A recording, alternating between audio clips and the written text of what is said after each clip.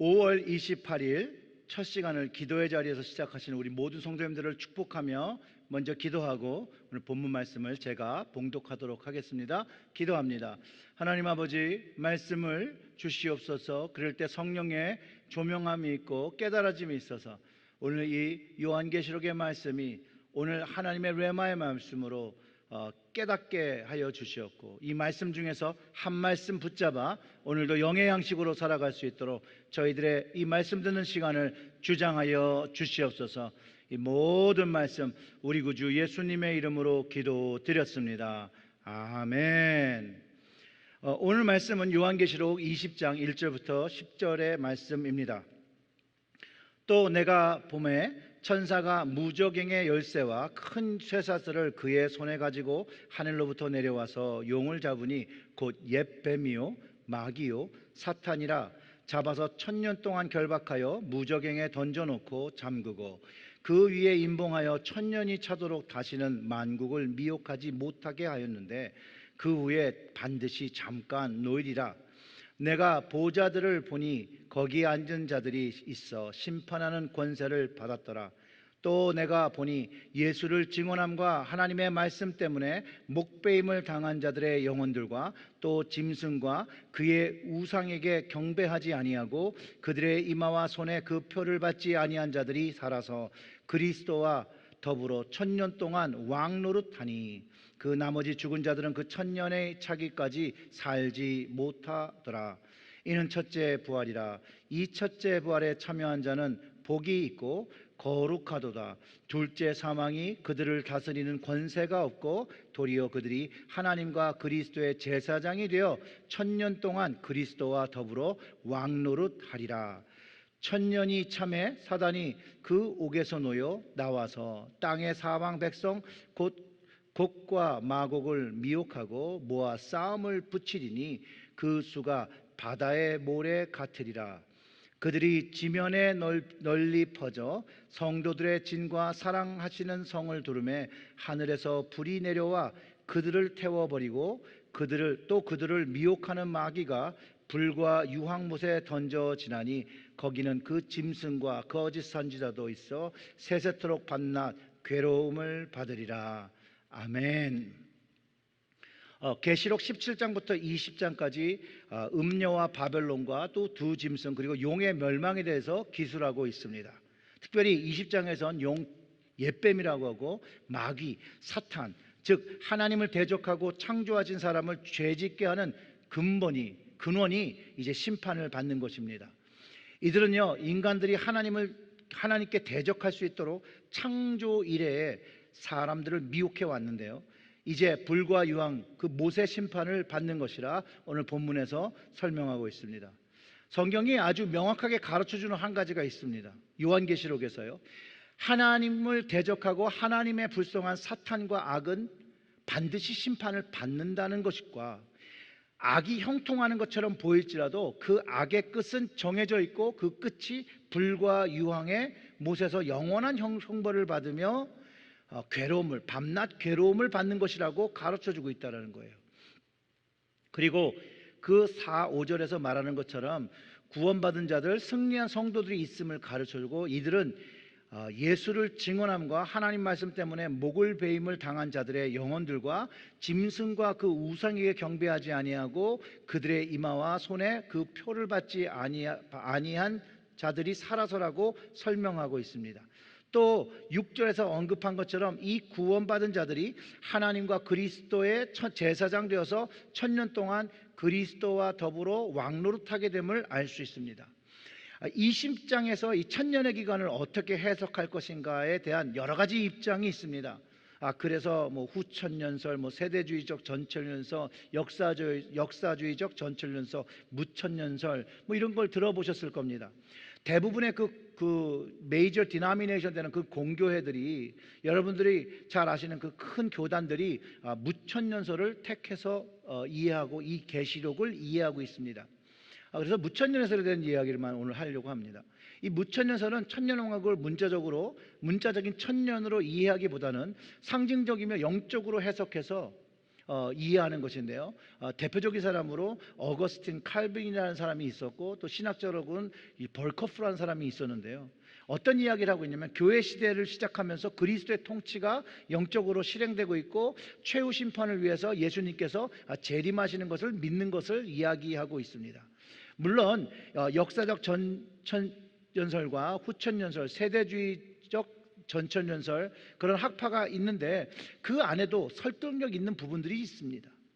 다만 천년왕국을 논의할 때 그리스도인들이 가져야 할 자세, 첫 번째, 성경이 말하는 것을 가지고 보려는 자세, 그리고 어떤 학설을 지지하던 간에 절대적인 주장은 없다라는 것. 그래서 그것을 근절하고 어떤 신학의 입장도 완벽하고 완전한 해답이 없다는 걸 인정해야 된다는 거예요. 그리고 그리스도인들이 가장 중요하게 집중적으로 파야 될, 기뻐해야 될 주제가 주님을 다시 만난다는 점에 중점을 두고 오늘 제목처럼 믿는 자, 성도는 살아서 그리스도와 더불어 사는 것에 중요성을 두어야 한다는 것이에요. 이 천년 왕국을 어떻게 해석하는 것에 따라 교회와 그리스도인들의 교제에 금이 가는 행동을 한다면 안 된다는 것이죠. 우리는 예수님이 우리의 구원자 되신 것만으로도 우리는 한 가족이 되어야 되고 한 교회가 되어야 합니다. 그리고 가장 중요한 것은 나를 위하여 십자가를 지시고 구원하신 주님이 다시 오시는 것을 사모하고 기다리는 것, 성도는 재림하시는 주님을 만나는 간절함을 가지고 살아야 한다는 것, 그 만남을 위해서 주님의 신부의 모습으로 준비하는 삶에 중점을 두는, 성결의 삶에 중점을 두어야 한다는 것을 기본적으로 가르쳐준다는 거예요. 예수 그리스도를 나의 구주로 고백하고 믿음의 싸움과 경주를 마치는 모든 믿는 자들이 심판의 때에 영원한 생명의 구원을 받는 것을 이해하고 나면 나머지 이해되지 않는 것은 또 그렇게 중요하지 않다라는 것을 여러분 꼭 기억하시기 바랍니다. 오늘 본문에서 심판의 주관자는 하나님이신 것을 가르쳐주고 그의 천사를 통해 심판하시는 것을 1절부터 2절 또 10절의 말씀을 통해서 가르쳐줍니다. 먼저 1절과 2절을 보면 내가 보매 천사가 무저갱의 열쇠와 큰 쇠사슬을 그의 손에 가지고 하늘로부터 내려와서 용을 잡으니 곧 옛뱀이요 마귀요 사탄이라 잡아서 1000년 동안 결박하여, 이렇게 얘기하고 있고 10절에서는 그들을 미혹하는 마귀가 불과 유황의 못에 던져지니 거기서 그 짐승과 거짓 선지자도 있어 세세토록 밤낮 괴로움을 받으리라. 이 마귀, 이 사탄이요, 예수님의 십자가로 인해서 이미 패배했어요. 그리고 이제 멸망과 심판만을 목전에 두고 있어요. 다만 그 영향력이 예수 그리스도의 재림 때까지 연장되고 있음을 알려주고 있다는 거예요. 그래서 교회와 성도들이 환난을 당한다는 것이에요. 환난을 경험하게 된다는 거예요. 이렇게 이해를 해보시면 참 좋겠습니다. 예수님의 복음이 십자가와 부활을 통해서 선포되었고 전해지면서 예수님께서 전해주신 하나님 나라가 이미 도래하고 시작하였지만 아직 온전히 성취되지 않은 것처럼 이 마귀가 이미 패배했지만 하나님의 때가 이르지 않아서 완벽하게 멸망당하지 않고 영향을 끼치는 것으로 이해하면 될 것 같습니다. 또 이 마귀가 3절에서 무저갱에 던져 넣어 잠그고 그 위에 임봉하여 1000년이 차도록 다시는 만국을 미혹하지 못하게 하는데 그 후에는 잠깐 놓이라 한 의미, 상징적인 의미가 어딘가 결박되어서 잡혀있기보다는 예수 그리스도의 성육신과 십자가의 죽음과 부활과 예수님의 사역을 통해 치명적인 해를 받았기 때문에 재림의 때까지 그리스도인들과 교회에 해를 가하나 진짜 해를 가하지 못하는 것을 가르쳐주는 것이에요. 해를 가하지 못한다는 얘기는 어떤 의미냐면요, 사단이 그 구원받은 영혼을 하나님의 구원에서 뺏어갈 수 없다는 의미로 이해한다면 요한계시록에서 요한이 표현하는 그 상징적인 의미를 잘 이해한 것이라고 말할 수 있습니다. 그리고 궁극적으로 사탄은요, 구원받은 성도에서 그 구원받음을 뺏어갈 수 없고, 그 사탄은요, 그 하나님의 심판을 면할 수 없고 멸망하게 되는 것은 너무나도 명확한 사실이라는 것이에요. 그럼 성도들, 믿는 자들의 종교는 무엇인가, 이것을 꼭 알아야 하는데요, 첫째 부활을 믿고, 즉 예수 그리스도를 믿고 중생하여 하나님의 자녀가 된 사람은요, 하나님의 심판의 날에 영원한 형벌, 즉 둘째 사망과 관계없이 영원한 하나님 나라에서 사는 것을 가르쳐주고 있다는 거예요. 그래서 6절의 말씀이 이 첫째 부활에 참여하는 자는 복이 있고 거룩하도다. 둘째 사망이 그들을 다스리는 권세가 없고 도리어 그들이 하나님과 그리스도의 제사장이 되어서 천년 동안 그리스도와 왕노릇 더불어 왕노릇하리라 하는 것입니다. 여기서도 하나님과 그리스도의 제사장 되는 것은 복음을 믿고 구원받은 사람은 그때부터 사망에 종된 것에서 구원받아서 이때부터 거룩한 제사장이 되는 것이라는 거예요.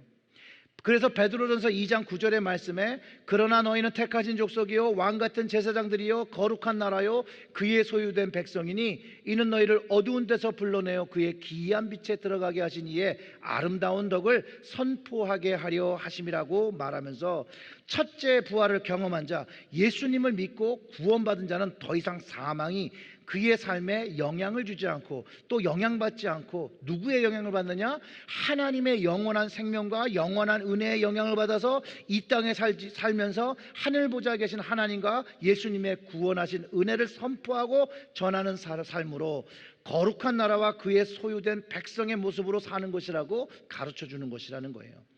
계시록에서는요, 어린 양 혼인잔치에 참여할 주님의 신부의 모습을 준비하는 것이라고 또 가르쳐주는 것이죠. 예수님의 그 십자가 구원의 은혜를 입은 하나님의 자녀는요, 바로 그 순간부터 예수 그리스도의 왕적 통치를 받으면서 다시 오시는 주님을 바라보고 주님과 더불어 제사장의 삶, 예배자의 삶을 살아가는 것이에요. 그러면서 주님 오시는 것을 사모하고 재림을 기다리는 그 신앙의 삶을 살아야 한다는 것이에요. 사랑하는 성도 여러분, 오늘 성령으로 우리와 함께 하시고 하늘 보좌 우편에서 오늘도 우리를 위해서 간구하시는 예수님을 바라보시고 좋으신 하나님께 삶의 예배를 드리며 하나님을 기쁘시게 하는 믿음의 하루, 믿음의 승리 감당하시기를 주님의 이름으로 축원합니다. 아멘. 다 같이 기도하겠습니다. 하나님 감사합니다. 오늘의 말씀을 통하여 그리스도와 함께 성령으로 함께 살아가는 저희들 깨닫게 하여 주시옵고, 주님 다시 오시는 그날 우리가 주님의 신부로서 우리의 삶을 성결하게 준비하며 왕같은 제사장의 삶을 잘 감당하고 이 땅에서 거룩한 백성으로 예배하는 백성으로 주님의 복음을 전할 수 있도록 주여 오늘도 우리의 하루를 주장하여 주시옵고, 우리를 통하여 하나님의 복음이, 하나님의 사랑이, 말씀의 능력이 전하는 통로로 살아갈 수 있도록 성령께서 함께하여 주시옵소서.